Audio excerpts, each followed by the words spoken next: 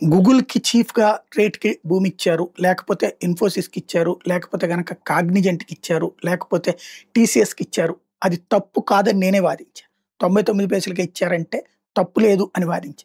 కాకపోతే రిజిస్ట్రేషన్ కాదు అది లీజ్ కింద ఇవ్వాలి అని చెప్పా. రిజిస్ట్రేషన్ చేయడం అంటే మాత్రం అమ్మేయడమే. వాడు ఆ రూల్ మనకిచ్చినటువంటి హామీ నెరవేర్చకపోయినా మనకి వెనక్కి తీసుకునే హక్కు ఉండదు కాబట్టి, ఆ సంప్రదాయం కరెక్ట్ కాదన్నాను తప్పించి ఇవ్వడంలో తప్పు లేదని చెప్పాను నేను. అనేక సార్లు ప్రస్తావించా. అదే సందర్భంలో కొన్ని ఇవ్వడం మాత్రం తప్పని చెప్తా. ఇప్పుడు రహేజా అనే సంస్థకి 99 పైసలకి ఎకరం చొప్పున 22 ఎకరాలంట. రహేజా అనేటువంటి సంస్థ పరిశ్రమ కాదు. It is a purely real estate సంస్థ. ఏం లేదు. ఆఫీసులు, అపార్ట్మెంట్లు, విల్లాలు ఇట్లాంటివి కట్టి అద్దెలకు ఇచ్చుకునేటటువంటి సంస్థ.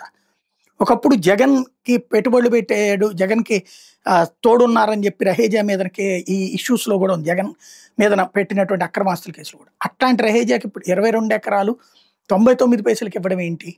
దాన్ని ఇప్పుడు సాక్షి రాసుకురావడం ఏంటి? ఇది ఇక్కడ విచిత్రమైనటువంటి అంశం. రహేజాకు విశాఖలో 99 పైసలకే ఎకరం. 27.10 ఎకరాలు కేటాయింపు. రిలయన్స్‌కి ఎకరం 40 లక్షల రూపాయలు చొప్పున. అనకాపల్లిలో 30 ఎకరాలు. సరే రిలయన్స్‌కి 40 లక్షలు అంటే అది కూడా వాళ్ళకి ఇవ్వడమే. కాకపోతే ఆ ప్రాంతానికి ఉపాధి కోసం తక్కువకి ఇస్తున్నారంటే ఒక అర్థం ఉంది. బట్ అదైనా లీజులకి ఇవ్వాలి గానీ ఇట్లాగైతే కష్టం. పోనీ 40 లక్షలకి అమ్మారంటే పోనీ ఒప్పుకుందాం. కానీ కేంద్ర సంస్థలకేమో 4,00,00,000 రూపాయలు, ప్రైవేట్ సంస్థలకేమో ఎకరం 50 లక్షలు ఒక ఎత్తు.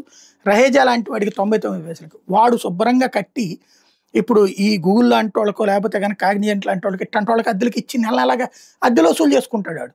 వాడికి మనం అంత చీఫ్‌గా ఇవ్వాల్సిన అవసరం ఏంటి? ఎందుకు దోచిపెడుతున్నట్టు వాడికి? అదొక్కసారి ఆలోచించుకోవాల్సింది.